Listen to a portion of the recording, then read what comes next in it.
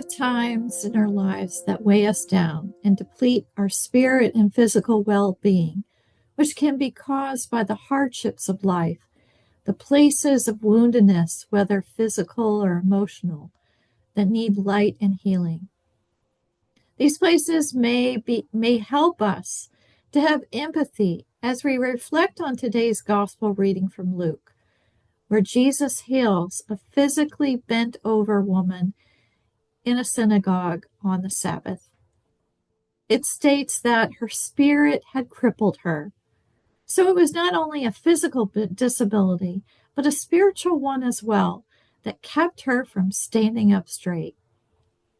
David Herbert writes, while others saw a bent back, a twisted frame, a person to be ignored, Jesus sees a daughter, someone worthy of freedom.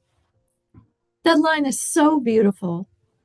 Jesus sees a daughter, someone worthy of freedom.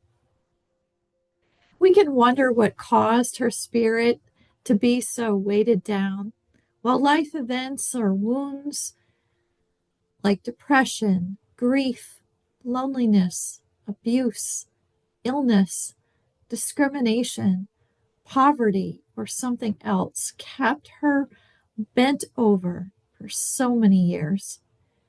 In the story, the woman doesn't ask or approach Jesus for healing. She may have felt invisible to the world around her, but Jesus sees her. He really sees her with compassion.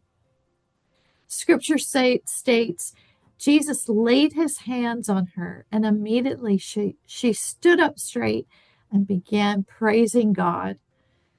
Her joy was infectious as the whole community in the synagogue began to rejoice with her.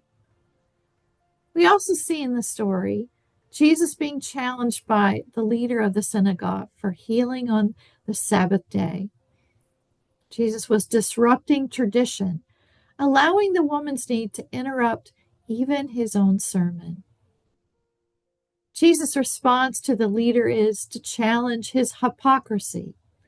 The leader is missing the point, missing the heart of God's law, which is love.